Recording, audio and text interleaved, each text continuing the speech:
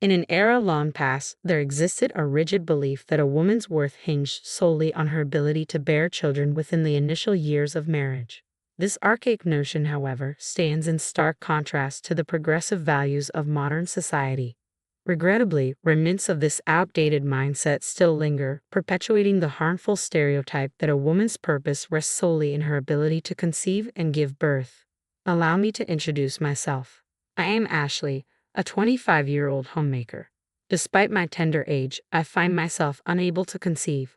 My journey has been marred by physical frailty since childhood, rendering me frequently absent from school due to illness.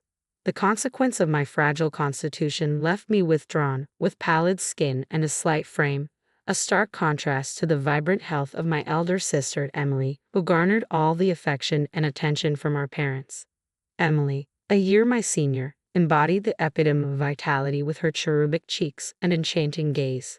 Meanwhile, I languished in the shadow of my siblings' robustness, deemed by my parents as a defective entity, a burden they wished would soon be lifted. Their affections lavished solely upon Emily, I was relegated to the sidelines, a mere afterthought in their eyes. In times past, there persisted a belief: a woman who could conceive after 3 years of marriage was deemed worthless. Such notions now appear woefully outdated in the context of modern society. It's a regressive mindset, one that sadly endures where some still harbor the assumption that all women should and will bear children, stigmatizing those unable to do so as worthless. My name is Ashley. I'm a 25-year-old housewife, incapable of conceiving. My journey has been fraught with frailty since childhood, rendering me frequently sickly and weak. With little physical vigor, school often eluded me, leaving me isolated and shy with pallid skin and a slender frame. My parents regarded me as defective and despised my existence, showering affection solely upon my older sister Emily, who, unlike me, enjoyed robust health with rosy cheeks and luminous eyes.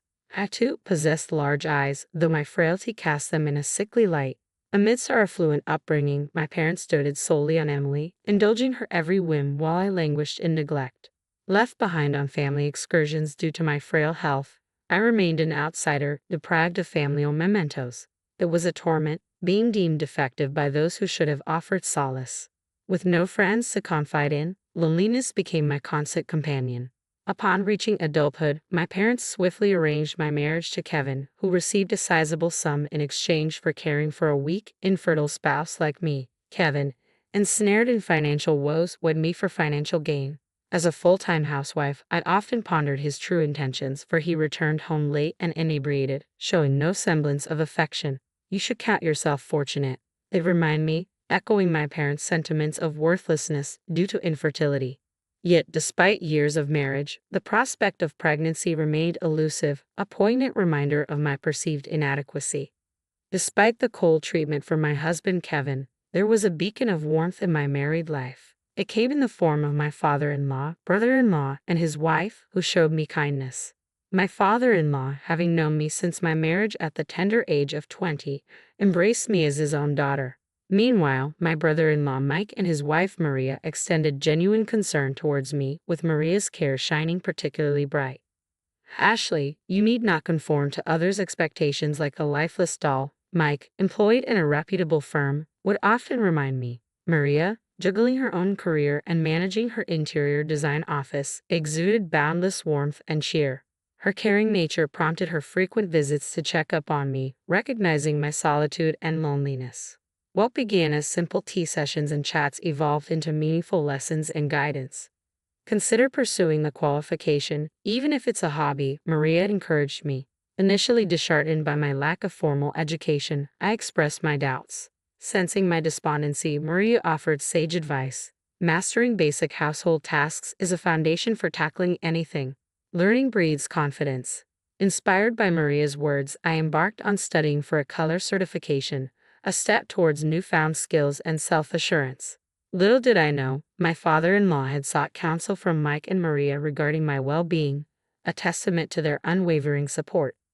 Ashley has a tendency to underestimate herself. It's crucial to find a way to boost her confidence, remarked my father-in-law thoughtfully. Introducing her to new areas of study could be a catalyst, Maria chimed in, her voice brimming with optimism. Mike and my father-in-law readily embraced her suggestion. Though my parents had often deemed me weak and slow-witted, I discovered a newfound joy in learning. With each certification exam I conquered during my spare moments, a glimmer of confidence illuminated my spirit. Passing those tests brought me immense joy, shattering the belief that I was incapable of achieving anything. Eager to delve deeper into my studies and reach greater heights, I shared my aspirations with Kevin, only to be met with derision. Must be nice to indulge in useless studying. Kevin's dismissive words no longer pierced me with their usual sting. Instead, they ignited a flame of anger within me, unleashing years of suppressed emotions. Is that the sentiment one expresses when living off his wife's family's wealth? I retorted, a departure from my usual submissive demeanor. Caught off guard by my uncharacteristic sarcasm, Kevin recoiled, his facade of dominance crumbling in the face of truth. Shut up. I'm nothing like you, a defective product. I'll make something of myself. Kevin's words echoed through the room, laden with anger and defiance. Unfazed by his outbursts, I retorted, they say big mouths like yours are all talk. Enraged by my defiance, Kevin lashed out, kicking the wall before storming out, likely seeking solace in drink and revelry. Reflecting on my predicament, I couldn't help but rule my parents' choice of partner for me. Yet their disregard for their frail daughter hinted at their flawed judgment. Marrying Kevin proved to be a grave error, aligning me with a man who squandered my family's wealth for his own pleasure. Ironically, it was Kevin's own family that offered me newfound perspective. Following the confrontation, Kevin vanished for days, presumably with my sister Emily. Despite knowing of their affair, I remained passive, for my parents' unwavering favoritism towards Emily allowed the illicit relationship to persist. Emily, having relinquished custody of her child after divorce, still basked in my parents' affection, a fact that facilitated her clandestine liaison with Kevin. The intentions of my parents, Emily and Kevin, were glaringly evident to me. It seemed they were orchestrating a scenario where Kevin would eventually divorce me. If Emily were to conceive, my parents would undoubtedly prioritize her desires over my well-being. Anticipating the inevitable day when my sister would abscond with my husband, I steeled myself, confident in my ability to withstand the impending storm. Some time later, we convened at my father-in-law's residence. While I maintained regular visits, Kevin's absence from his family home had become conspicuous. Consumed by pride, Kevin incessantly measured himself against his brother Mike, a graduate of a prestigious university now employed by a major corporation. Though neither my father-in-law nor Mike ever addressed this disparity, Kevin harbored a deep-seated sense of inadequacy. Initially, Kevin had taken pride in marrying into wealth, viewing me as a symbol of his ascent. However, my father-in-law remained indifferent to his son's status, showering affection upon me while adopting a stern demeanor towards Kevin. Though he lavished praise upon Maria, Mike's wife, for her accomplishments, beneath the veneer of admiration lay a simmering jealousy towards his brother's life. Maria is truly remarkable, successful in her career, a devoted mother, and an accomplished woman. Ashley, on the other hand, lacks intelligence and competence, Kevin would remark, thinly veiling his flattery towards Maria with insults directed at me. Though Maria appeared visibly perturbed by his words, she gracefully brushed off Kevin's disparaging remarks. Ashley is my sister as well, and I find it unacceptable when she's insulted, Maria asserted firmly, her tone brooking no argument. Mike, nodding in solidarity, echoed her sentiment. Kevin, before comparing Maria and Ashley, consider your own actions, Mike cautioned, his words laced with concern. With a dismissive click of his tongue, Kevin's immaturity became glaringly apparent, leaving me feeling profoundly embarrassed. My father-in-law, his gaze clouded with bitterness, had always treated his sons equally. Yet their disparate paths had left him disheartened. Though he had confided his frustrations to me in the past, today he found his voice, reproaching Kevin sternly. Have you no shame, Kevin, relying on Ashley's family wealth while shirking your responsibilities? Ashley is a devoted wife. If you're to be a husband, you must learn to support yourself. It's a simple concept, he admonished, his words tinged with disappointment. Flushed with anger, Kevin retorted defensively, Dad, Ashley was useless, a burden. I'm merely returning the favor. Mike, speaking on behalf of his father, delivered a cutting blow. Kevin, as your brother, I'm compelled to tell you, your mindset is toxic. Normally quick to anger, Kevin's response was met with a rare silence, broken only by his cursing and abrupt departure. As I moved to intervene, my father-in-law held me back with a heavy sigh. I'm sorry, Ashley. I had hoped marriage would instill in him a sense of responsibility, but it seems that's not the case. With weary shoulders, Mike and Maria slumped beside my father-in-law, mirroring his heavy sigh. Quietly, I lowered my head, preparing to depart, but Maria intercepted me with a reassuring touch. Don't worry, Ashley. Everything is arranged, she assured me with a gentle smile. Nodding in gratitude, I left my father-in-law's abode, returning to the tumultuous atmosphere of my home, where Kevin's rage had left a trail of destruction. The room bore the scars of Kevin's tantrum, strewn with wreckage as he drunkenly bellowed his intentions. I'm divorcing you, the barren one. Emily will be my new wife, he proclaimed triumphantly, reveling in the supposed consent my parents had given. So, Kevin had indeed chosen Emily. My parents had always catered to her whims, even at the cost of my marriage. They didn't object. Kevin had been well aware of my infertility when he married me, exploiting me for his convenience. Yet it was Emily who desired Kevin, and my parents tacitly condoned their affair. Perhaps now craving grandchildren, they saw Emily's potential pregnancy as an opportunity to unite her with Kevin. Such manipulative machinations were within my parents' capability. When Emily divorced previously, she relinquished custody of her child, deeming them unattractive due to their lack of attachment to her. Emily was self-absorbed, prioritizing her own desires above all else, even her own child. My heart ached for the potential plight of the child born to Emily and Kevin, envisaging a future overshadowed by their self-centeredness. Would such selfish parents be capable of fostering genuine happiness in their offspring? I pondered. Kevin, oblivious to my concerns, derided me, urging me to depart as we finalized our divorce proceedings. I'll pay you alimony, you worthless, he sneered, oblivious to the fact that it would be my parents providing financial support. With a heavy heart, I signed the divorce papers, gathered my essentials, and bid farewell to the house. Choosing to forego seeking solace at my parents' abode, I sought refuge in the comforting embrace of Mike and Maria. I had confided in them about my suspicions regarding Kevin and Emily's affair, a notion Mike reluctantly entertained. Sensing the urgency of the situation, Maria had already begun preparations for my arrival. As I stepped into their home, the shy son peeked out briefly before retreating into hiding. He bore a striking resemblance to Maria and exuded an endearing shyness. Gathering around the table, we deliberated on our plans for the future. Maria, ever the pragmatic thinker, had secured a living arrangement for me, ensuring my safety and well-being amidst the tumult of divorce.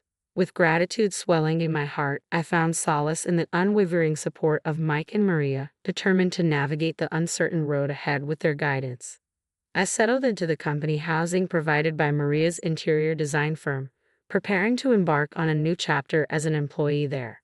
Despite my apprehension about entering the workforce for the first time, Maria's reassuring smile offered a beacon of encouragement. Don't worry, Ashley, you got this, she reassured me with unwavering confidence. Under Maria's nurturing guidance and Mike's administrative support, I severed all ties with my family following the divorce. Mike took charge of informing my former father-in-law of our decision, emphasizing our collective disassociation from Kevin. Though saddened by the turn of events, my former father-in-law understood and extended an open invitation for me to continue visiting, now that Kevin was no longer a part of our lives. Thus, I formally liberated myself from the shackles of marriage and embraced newfound independence. With alimony from Kevin and severance funds from my parents, I embarked on my journey towards self-sufficiency. Refusing to rely on my parents' financial support any longer, I returned the severance money untouched, determined to forge my path independently. Embracing my role at Maria's firm, I began by learning the ropes under the tutelage of one of her subordinates, Stephen. A jovial companion around my age, Stephen imparted his knowledge between his hectic schedule, fostering a sense of camaraderie as we navigated the intricacies of the job together. One morning, I arrived at the office early and took the initiative to tidy up, much to Stephen's surprise. "Wow, the office looks immaculate," he exclaimed, pitching in to assist with the cleaning. When I offered an apologetic explanation, he tilted his head in confusion. "Why apologize when you've done nothing wrong? We're equals here. We work together," he remarked, his words a revelation. It was the first time someone had acknowledged me as an equal. With my history of feeling inferior due to my frailty and inability to conceive, I had always carried a sense of burden. Yet Stephen, with his competence, should have held a higher position, yet he dismissed my concerns with a laugh, emphasizing our equality through collaboration. It was a humbling realization, encountering such kindness and generosity. As we converse, Maria arrived a bit earlier than usual, casting an observant eye over Stephen and me with a knowing smile. "Ah, Stephen, have you finally gotten to know Ashley better?" she teased, causing Stephen to blush furiously. Perplexed by Maria's comment, I remained clueless until she leaned in to whisper, "Stephen has been wanting to speak with you alone. He's been waiting for the opportunity." Stephen, flustered by Maria's revelation, muttered, "Director, we agreed you wouldn't mention that," before hastily excusing himself to the break room. With a playful slap on my shoulder, Maria left me standing there, utterly bewildered. It wasn't until the realization dawned upon me, coloring my cheeks with embarrassment, that Maria quipped, "Stephen is quite the gentleman. It seems he's taken a liking to you since the day you stepped into the office." "I may be divorced, and I certainly have my flaws," Maria admitted, casting a meaningful glance at Stephen, who stood beside her, presenting her with a freshly brewed cafe latte. She then tenderly patted my bowed head before disclosing a surprising revelation. "You see, the son Maria and Mike have been raising isn't actually their biological child," she confessed, her words carrying a weight of sincerity. "He's a relative's child, taken in after his parents tragically perished in an accident. Essentially, he's been adopted into our family." Maria and Mike had made the conscious decision to prioritize raising a child who had lost everything. As Maria spoke, her gaze shifting between Stephen and me, her voice resonated with warmth and compassion. "When our son first called us Dad and Mom, I couldn't help but shed tears," she revealed, her emotions palpable. "Parenting isn't solely defined by biological ties. Even with blood relations, there are instances where parents and children remain distant. But our son chose us as his parents, not by obligation but by genuine affection. To me, that's far more precious than any bond forged solely through blood."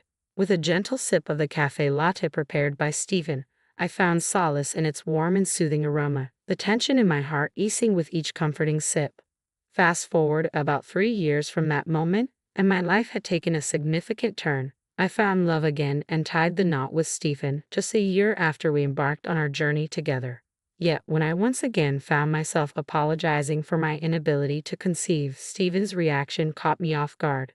"Ashley, there's no need for apologies," he chided gently, his tone laced with warmth. "Would you expect me to kneel down and apologize for not being able to have children?" His words resonated deeply within me, dispelling the weight of guilt that I had carried for so long. With a shake of my head, I found solace in his laughter, his cheerful demeanor a balm to my soul. His simple reassurance became a beacon of hope, illuminating the path forward that I had never dared to imagine.